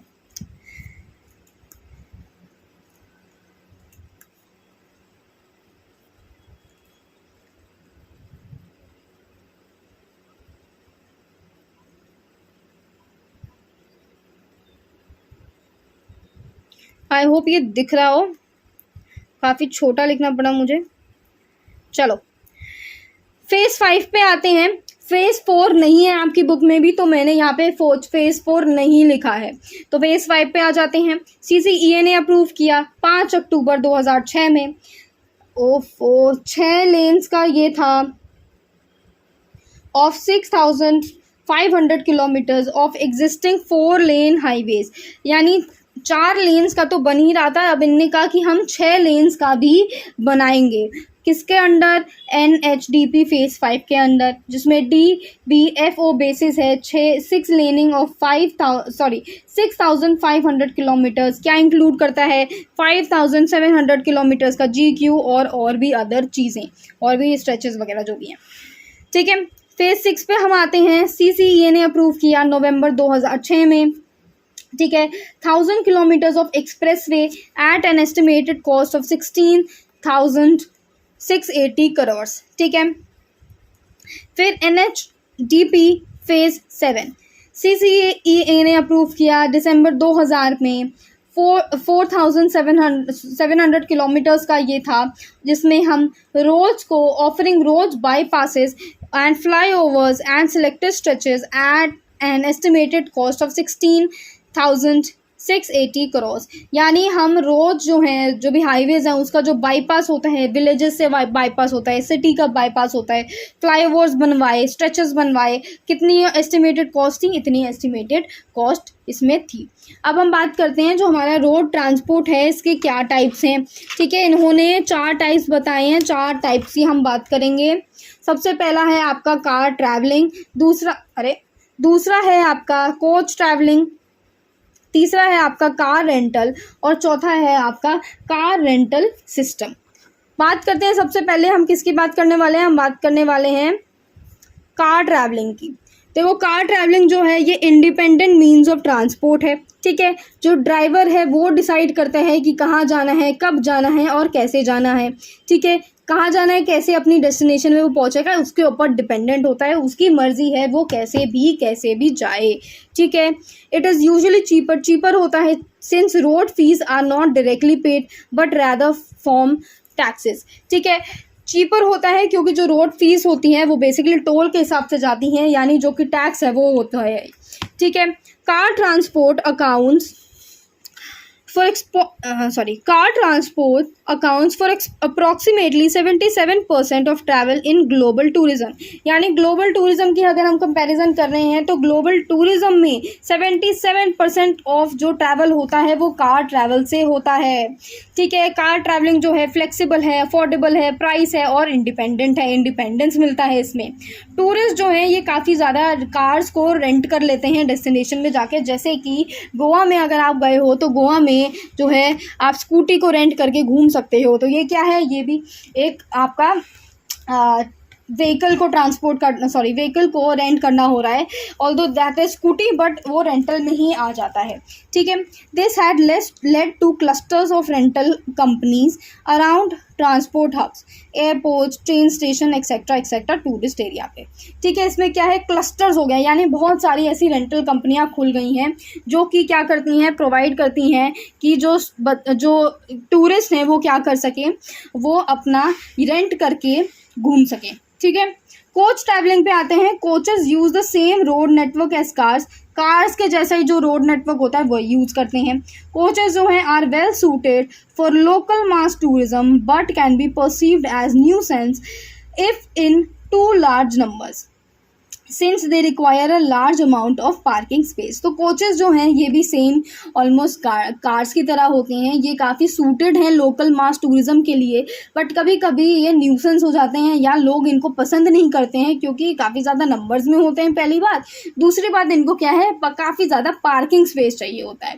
ठीक है, they can be use for short duration local tour hours but also can be set for multi-days journey where the coach is a conveyance। ठीक है, तो क्या होता है, शॉर्ट ड्यूरेशन के यूज़ कर सकते हो आप, लोकल आपका जो टूर आवर्स हैं उसमें यूज़ कर सकते हो, पर बहुत जो लोग हैं वो मल्टी डेज जर्नी के लिए भी इसको यूज़ करते हैं। ठीक है, बात करते हैं कार रेंटल की। Car rental companies Car rental companies operate by purchasing or releasing a number of fleet vehicles, renting them to their customers for a fees। क्या करती हैं ये कंपनियों के क्या करती हैं, ये गाड़ियाँ खरीदती हैं, या तो ये देखो नई गाड़ी तो क्यों ही खरीदेंगे, कोई पुरानी गाड़ी होगी तो वो क्या करते हैं, वो काफ़ी ज़्यादा नंबर में गाड़ी खरीदते हैं और उनको कस्टमर्स जो आते हैं उनको देते हैं, आवर्स की फ़ीस में दे देते हैं, जैसे 10 रुपीज़ पर आवर। अब इसमें क्या है, risk vehicles owned outright by company. The company bears the resale risk of vehicles value at the end of the service। यानी आप अपनी गाड़ी दे रहे हो तो कैसा टूरिस्ट है ये आपको पता नहीं है, तो आप अपनी रिस्क पे क्या है गाड़ी दे रहे हो उसको कि वो सही सलामत लेके आए। ठीक है, leased vehicles are leased from the third party, यानी थर्ड पार्टी से लीज पे लिया जाता है। ठीक है, repurchase vehicles acquired under a buy back programme with the manufacturer guarantees repurchase price at the end of the term. यानी जो रीपर्चेज मैन्युफैक्चरर होता है ये क्या है, इस कंपनी के साथ डील कर सकता है कि भाई जब हमारा जब आपकी ये जो गाड़ी है ये अच्छे से चल जाएगी, या अगर आपको रीसेल करनी होगी ये गाड़ी हमको, तो हम ये है रीसेल कर सकते हैं। ठीक है, after use rental vehicles are sold in the used car market. ठीक है, रेंटल व्हीकल जो हैं अगर यूज़ हो जाते हैं तो उसके बाद क्या होता है, ये यूज्ड कार मार्केट जो है यानी सेकंड हैंड गाड़ियां जो हैं उसमें ये सेल कर देते हैं। सेल चैनल कैसे बेचते हैं, या तो डीलर्स के साथ डायरेक्टली बेच दो, ठीक है, या तो होलसेल ऑक्शंस लगती हैं जैसे मैनहेम ऑक्शन इन यूएसए। ठीक है, dealers inspect vehicles to ensure they meet safety standards. अब कोई भी डीलर अगर खरीदेगा गाड़ी तो वो पहले देखेगा ना कि भाई ये ठीक तो है गाड़ी, कहीं ये मुझे ठग ना ले। तो क्या होता है, ये सेफ्टी स्टैंडर्ड जो है उसको इंश्योर करता है और उसके बाद डीलर गाड़ी खरीद लेता है। These vehicles are sold to the public, often labeled as program vehicles when sold by official dealers। अब ये जब गाड़ी है डीलर खरीदेगा तो क्या करेगा, खुद तो नहीं चलाएगा, आगे बेचेगा, तो यानी पब्लिक को बेच देते हैं ये, और इसको क्या लेबल किया जाता है, as a programme vehicle label करके इसको बेच देते हैं। ठीक है स्टूडेंट्स, अब हम बात करेंगे कार रेंटल सिस्टम की। ठीक है, car rental offices provide a range of vehicle size to meet different budget and space needs. अब देखो बहुत सारे कस्टमर्स हैं तो अलग अलग कस्टमर्स की अलग अलग डिमांड होगी। कोई कस्टमर को एसयूवी चाहिए, किसी को नॉर्मल इलेक्ट्रिक व्हीकल चाहिए, किसी को पैसेंजर वैन चाहिए। तो ये सारी जो भी ऑफिसेज हैं, कंपनीज हैं, ये सारे अलग अलग साइज की कार्स रखते हैं। ठीक है। Some also offer specialised vehicle based on location. ठीक है। कन्वर्टेबल्स है, प्रेस्टीज मॉडल्स हैं, हाइब्रिड इलेक्ट्रिक व्हीकल्स है, एसयूवीज है, पैसेंजर वैन्स है, एक्सेट्रा एक्सेट्रा। बहुत तरीके की वैन्स रखते हैं ये, बहुत तरीके की गाड़ी रखते हैं। I mean at major airports और larger cities some independent car और rental agency offer high end vehicle for rent. यानी कोई अच्छी गाड़ी जो है काफ़ी बड़ी बड़े एयरपोर्ट्स पे या लार्ज जो बड़ी सिटीज़ हैं, मेट्रोपॉलिटन सिटीज़ हैं, इसमें ये क्या है, अलग इंडिपेंडेंट कार रेंटल एजेंसी जो है ये हाई एंड देती है व्हीकल के लिए अगर आप उसको रेंट करते हो। Some company such as rent a wreck offer older vehicles at a reduce price. यानी एक कंपनी है रेंट अ व्रेक, ये क्या करती है, पुराने व्हीकल्स जो हैं ये काफ़ी कम दाम पे बेचती है। ठीक है। The ACRISS code by association of car rental industry system and standard, ये इसकी फुल फॉर्म है। Insures consistent vehicle classification. ठीक है। ये जो कंपनी है ये इंश्योर करती है, देखती रहती है कि जो व्हीकल की जो क्लासिफिकेशन है वो कंसिस्टेंट है कि नहीं। and coded into 4 letter, it specifies vehicle number of doors, gearbox type, manual और automatic, air conditioning etc। ठीक है। एक्सेट्रा मैंने बोल दिया है।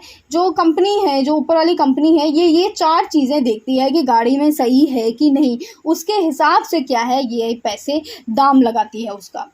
The Belgian Rent a Car Association added classification based on numbers of seats, trunk volume.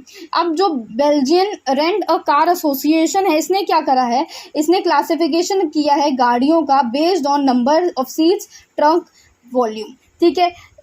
ACRISS एक्रिस ने क्या किया, इसने क्लासिफिकेशन किया 4 चीज़ों का, व्हीकल साइज का, नंबर ऑफ डोर्स का, गियरबॉक्स का टाइप क्या है, मैनुअल या ऑटोमेटिक या एयर कंडीशनिंग। तो हर जो कंपनी है, हर जो कंपनी है वो अपने हिसाब से क्या करती है, अपने हिसाब से क्लासिफिकेशन करती है। Use in reservation systems like Amadeus and Argus for clearer vehicle comparison. अब ये रिजर्वेशन सिस्टम में यूज़ करते हैं, जैसे कि 2 रिजर्वेशन कौन से सिस्टम है, अमेडियस एंड आर्गस, जिससे क्या पता चलता है, क्लियर कंपैरिजन जो है व्हीकल्स के बीच में वो हमें पता चलता है। ये दोनों की हम बात चैप्टर 8 में करने वाले हैं। ओके स्टूडेंट्स, चलते हैं आगे। शिपिंग यानी सेकेंड लास्ट टॉपिक पे हैं हम। सेकेंड लास्ट या लास्ट, सेकेंड लास्ट टॉपिक है, यस सेकेंड लास्ट टॉपिक पे हैं हम। तो शिपिंग क्या होती है, शिपिंग सिंपली बातों में अगर बोलें, सबने अमेज़ॉन से ऑर्डर किए हैं ना कि भाई हमें ये खरीदना है, फॉर एग्जांपल पेन खरीदना है, चलो तो वो क्या दिखाता है, शिप्ड दिखाता है कि शिप हुआ है कि नहीं हुआ है। तो क्या होता है, कोई भी जो ओनर है शॉप का, वो जब, तो घर बन गया, कोई नहीं शॉप मान लो इसको, ठीक है। शॉप का जो ओनर है ए क्या करता है, अगर बी ने कोई ऑर्डर किया है, ठीक है, ऑर्डर किया है, तो वो क्या करेगा, वो पेन को, ये पेन लग रहा है, चलो ये पेन मान लेते हैं, ठीक है। ये पेन जो है इसको क्या करेगा, इसको पैक करके इसके इधर भिजवाएगा। किससे भिजवाएगा, हो सकता है किसी भी चीज़ से भिजवा दे, कार से भिजवा दे, कार से क्या, ट्रक से भिजवा दे, बाइक से भिजवा दे, ठीक है, बाइक से भिजवा सकता है, ट्रक से भिजवा सकता है, कैसे भी भिजवा सकता है। यानी ये जो भिजवाना जो हो रहा है ना, ये जो डिलीवरी जो होने वाली है, ये जो एक जगह से दूसरी जगह जो सामान जा रहा है, उसको हम बोलते हैं शिपिंग। ठीक है, क्लियर शब्दों में ये, जैसे ये जो पिक्चर बनी हुई है ना, ये ट्रक अंदर बहुत सारा सामान लेके जा रहा है, इधर बहुत सारी चीज़ें हैं लोगों की, कोई ऑर्डर्स हैं, कुछ भी है, ठीक है। तो ये क्या कर रहा है, ये मेन जो सप्लायर है, ये मेन जो प्रोड्यूसर है, उससे क्या कर रहा है, उससे ये लेके जा रहा है कहाँ पे, हो सकता है ये शॉप्स में लेके जा रहा हो सकता है ये क्या कर रहा हो, किसी कंपनी में लेके जा रहा हो। तो ये क्या हो रहा है, this is known as shipping. ठीक है, तो शिपिंग क्या है, the shipping is the physical process of transporting commodities and merchandise and cargo by sea. ठीक है, क्या हो रहा है, ट्रांसपोर्ट हो रही हैं, क्या ट्रांसपोर्ट हो रही हैं, कॉमोडिटी ट्रांसपोर्ट हो रही हैं, कैसे हो रही हैं, किसी भी व्हीकल के थ्रू हो रही है, ठीक है। कार्गो सी से जाता है, जैसे कि ये दिख रहा होगा यहाँ पे, कार्गो सी से जाता है, ठीक है। फिजिकल प्रोसेस हो रहा है, यानी फिजिकली कोई सी गाड़ी में कोई सामान जा रहा है, एरोप्लेन से कोई सामान जा रहा है, ट्रक से कोई सामान जा रहा है, फिजिकल प्रोसेस है ये, सोच नहीं रहे हैं हम, रियल में हो रहा है, फिजिकली हो रहा है, ठीक है स्टूडेंट्स। तो अगर अमेरिकन इंग्लिश में हम बात करें तो इसको in American English to refer to transport via land और एयर, अगर कोई भी ट्रांसपोर्ट लैंड या एयर के थ्रू हो रहा है तो इसको हम क्या बोलेंगे, कैरेज बोलेंगे, ठीक है। लॉजिस्टिक भी एक टर्म है, यूजुअली ये जो टर्म है ये मिलिट्री एनवायरनमेंट में बोली जाती है, बट इसको हमने अडॉप्ट कर लिया है, बोरो कर लिए, तो हम क्या है शिपिंग को कैरेज बोल सकते हैं, लॉजिस्टिक्स बोल सकते हैं। और ये क्या है, लॉजिस्टिक जो है ये बड़ी फैशनेबल टर्म भी मानी जा रही है आजकल, ठीक है। लैंड और ground shipping can be by train और बाय ट्रक, ठीक है। लैंड की जो शिपिंग हो रही है, यानी ये जो एग्जांपल अभी मैंने दिया बाइक या ट्रक का, ये क्या हो रहा है, ये लैंड पे हो रहा है, तो ये कैसे जा सकता है, ये जो है ये ट्रेन से जा सकता है, ट्रक से जा सकता है, किसी भी चीज़ से जा सकता है। इसकी जो इंग्लिश है ये है लॉरी, यानी 3 टर्म्स हमें मिल गए हैं शिपिंग की। कैरेज बोल सकते हैं इसको हम, लॉजिस्टिक बोल सकते हैं, और इसके साथ साथ हम क्या बोल सकते हैं, लॉरी भी बोल सकते हैं। Okay students, in air and sea shipments, ground transport is required to take the cargo from its place of origin to the transport or seaport and then to its destination, ठीक है। because it is not always possible to establish a production facility near ports due to limited coastline of countries। देखो, air और सी shipment की जब हम बात करते हैं तो ग्राउंड ट्रांसपोर्ट ही रिक्वायर्ड होता है, यानी क्या हो रहा है, लैंड ट्रांसपोर्ट हमें चाहिए होता है, जो कि है हमारा ट्रेन से या ट्रक से, ठीक है। ट्रेन ट्रक जो भी है उससे, तो हमारे एयर और सी के लिए हमें ग्राउंड ट्रांसपोर्ट जो है वो चाहिए ही चाहिए, ठीक है। तो ग्राउंड ट्रांसपोर्ट से क्या होगा, इमेज हम ये देखते हैं तो यहाँ पे क्या है, ये जो ट्रक है ये सामान लेके जा रहा है। फॉर एग्जांपल कोई यहाँ पे हमारा क्या है, पोर्ट है, हमारा यहाँ पे पोर्ट है, ठीक है। ये ट्रक यहाँ पे आता है, ये क्या हो रहा है, ये ग्राउंड ट्रांसपोर्ट कर रहा है। ये ग्राउंड ट्रांसपोर्ट जब हो रहा है उसके बाद क्या होता है, ट्रक ये लेके आता है पोर्ट में, जिसके थ्रू शिप जाती है, ठीक है। तो क्या है, क्या बताना चाह रहे हैं, ये सिंपल सी बात बोल रहे हैं कि ग्राउंड ट्रांसपोर्ट रिक्वायर्ड है, जिसमें वो कार्गो एक जगह से अपनी ओरिजिन की जगह से, यानी जहाँ पे प्रोड्यूस हो रहा है, यानी प्रोड्यूसर जो मैंने यहाँ लिखा है यहाँ से लेके आ रहा है, कहाँ पे, सी पोर्ट पे लेके आ रहा है, और फिर क्या करता है, सी पोर्ट से शिप में सामान ट्रांसफ़र हो जाता है। ये जो सामान इधर दिखा है ये सारा सामान इधर लग जाएगा और फिर ये अपनी डेस्टिनेशन के लिए निकल जाते हैं। ऐसा हम क्यों करते हैं, क्योंकि फैसिलिटीज़ हम पोर्ट्स के आसपास इतनी ज़्यादा नहीं बना सकते हैं, क्योंकि हमारी जो कोस्ट लाइन्स हैं वो काफ़ी ज़्यादा लिमिटेड है नंबर्स में, ठीक है। तो अब ऐसा नहीं है कि जो प्रोड्यूसर है बगल में ही सी पोर्ट के बना ले, ऐसा नहीं हो सकता है, क्योंकि सी पोर्ट के बगल में तो सी पोर्ट ही होगा ना। इसीलिए क्या है, लिमिटेड है, कोस्ट लाइन हमारी जो है लिमिटेड है, और हर जगह हम प्रोडक्शन फैसिलिटीज़ नहीं बना सकते हैं। Okay, ground transport is more affordable than air but more expensive than C.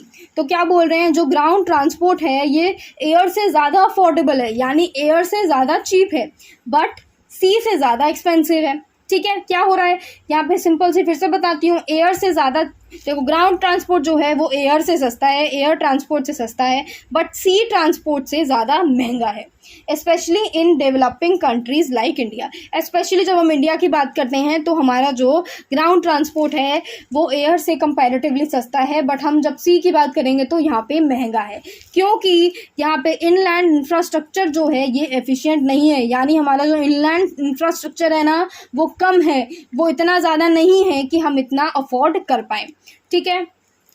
Shipment of cargo by trucks directly from the shipper's place to the destination is also known as a door-to-door shipment।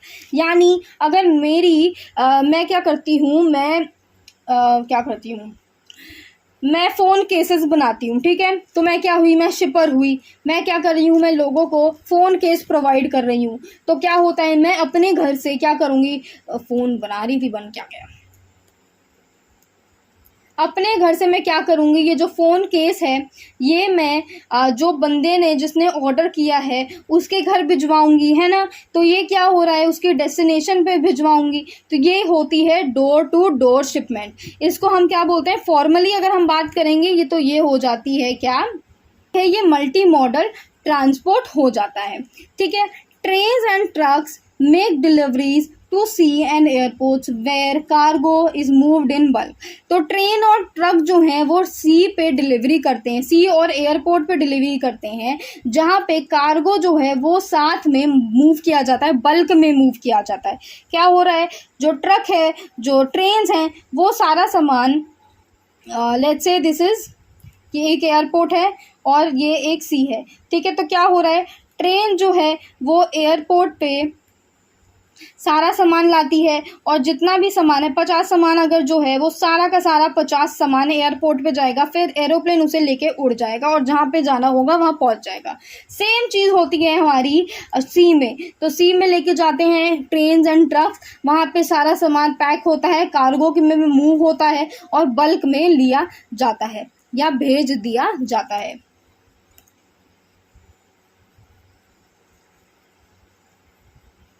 फिर बात होती है an individuals nations fleet and the people that through it are referred to as merchant navy.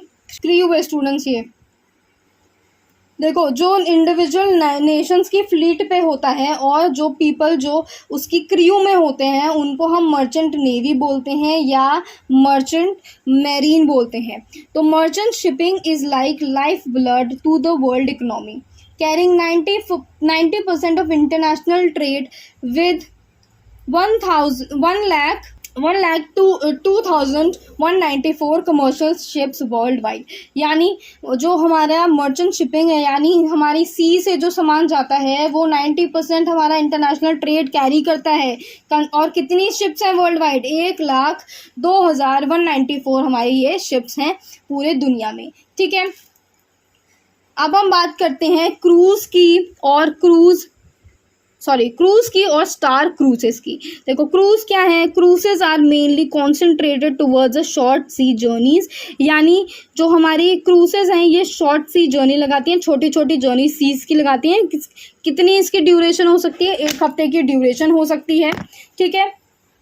Cruising has become a significant tourist industry, मतलब यानी जो cruising है अब ये काफ़ी सिग्निफिकेंट टूरिस्ट इंडस्ट्री बन गई है, जहाँ पे जो हमारे क्रूजेज हैं वो एक्ट करते हैं एज अ फ्लोटिंग रिजॉर्ट, जहाँ पे जो गेस्ट हैं वो लग्जरी को एंजॉय कर सकते हैं, एंटरटेन हो सकते हैं और अलग अलग मल्टीपल डेस्टिनेशन पे चल सकते हैं, मूव कर सकते हैं। ठीक है। The international market for cruising was about 18.3 million tourists in 2000 and 2010। ओहो, ये 2000 की बात नहीं, 2010 की बात हो रही है स्टूडेंट्स। तो जो इंटरनेशनल मार्केट है क्रूजिंग की ये 18.3 मिलियन है थी 2010 में, which shows an annual growth rate of 7% since 1990। तो यानी 1990 से हम जब कंपेयर करें 2010 को, तो 2010 में सीधे 7% का एनुअल ग्रोथ हुआ है। ठीक है। तो main cruise market are the Caribbean and the Mediterranean which Alaska and northern Europe fjords also popular during the summer season. कौन सी कंट्रीज़ में मेन मार्केट है क्रूज मार्केट जो है, कैरिबियन जो है, मेडिटेरियन है, अलास्का, नॉर्दर्न यूरोप, फॉजॉइड्स, ये जो है समर सीजन्स में काफ़ी ज़्यादा क्रूज पे घूमना पसंद करते हैं। ठीक है। Okay. The industry is categorized by high level of market concentration with a few companies such as Carnival Corporation and the Royal Caribbean Cruises who account for about 70% of the market।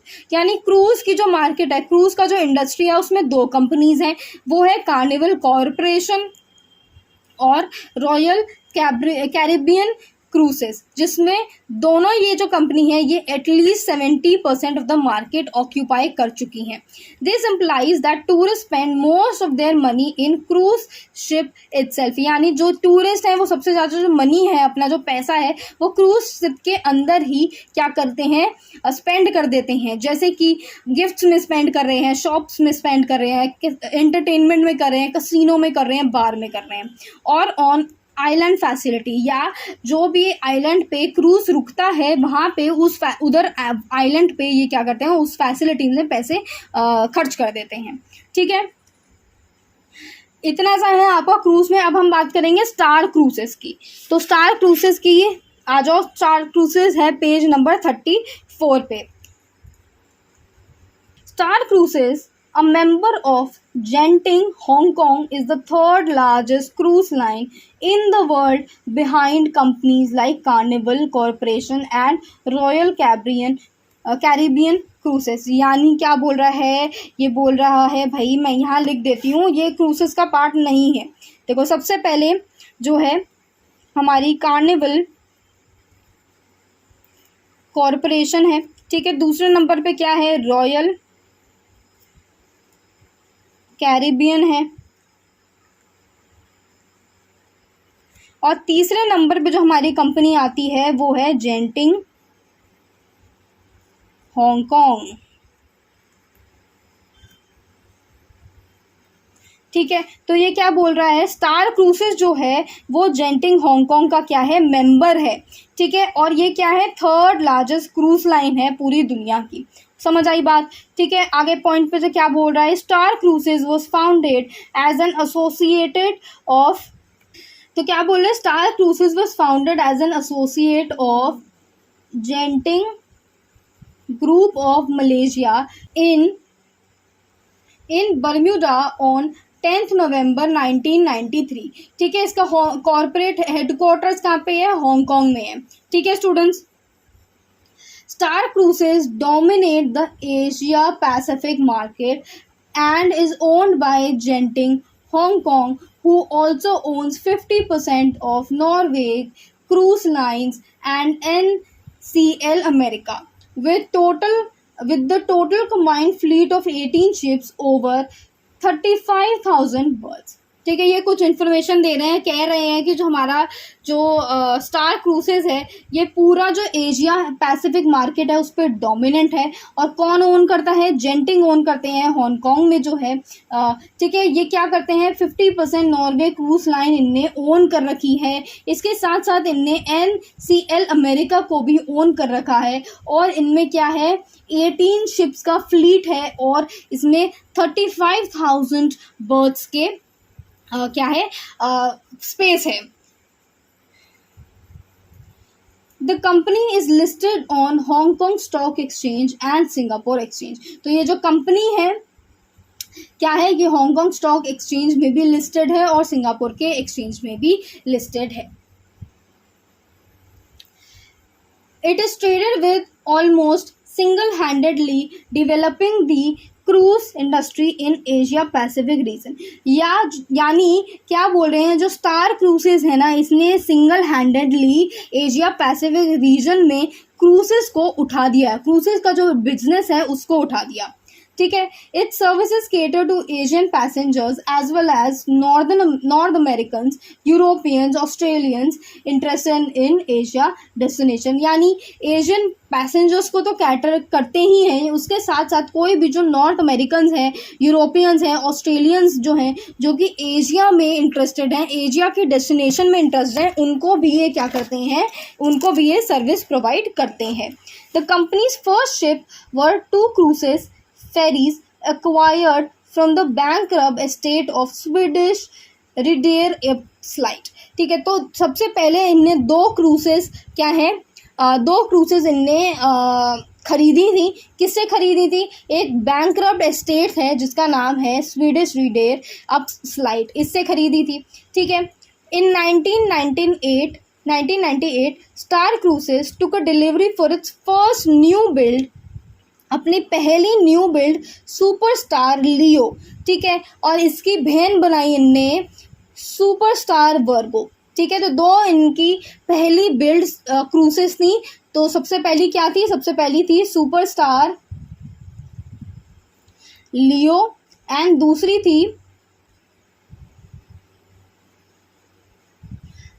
क्या थी? Superstar वर्गो। ठीक है, ये क्या है? ये sister है। कब बनाई? 1998 में।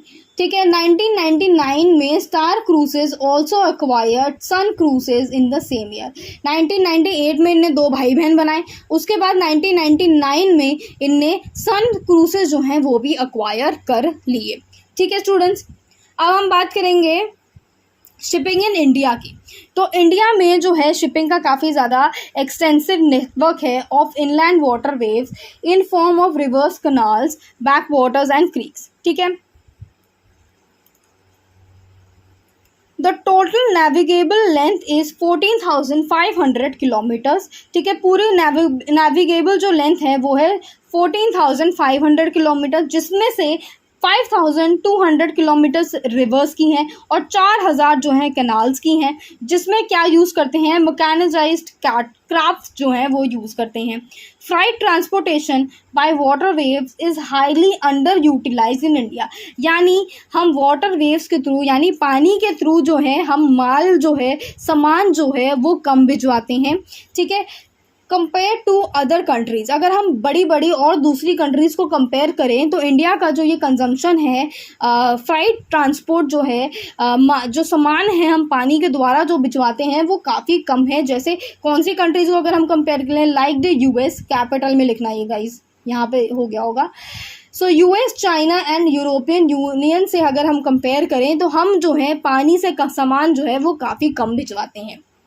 ठीक है, the total cargo moved in tonne kilometres by the inland water waves was just 0.1% of the total inland traffic in India compare to 21 figure for USA.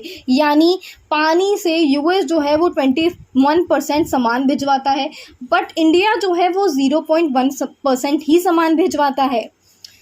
Cargo transportation जो है ये ऑर्गेनाइज मैनर में है। Cargo transportation is an organized manner is confined to a few water waves in Goa, West Bengal, Assam and Kerala. यानी ये कुछ states हैं जहाँ पे हमारा जो कार्गो ट्रांसपोर्टेशन है थोड़ा ऑर्गेनाइज मैनर्स में है। Inland water waves authority was IWAI। ठीक है, ये क्या है? India inland water waves authority of India. ठीक है, ये याद रखना है, इम्पॉर्टेंट पॉइंट है। ये क्या है? ये एक स्टैट्यूटरी अथॉरिटी है जो कि चार्ज करती है, यानी जो कि इंचार्ज है, किसकी?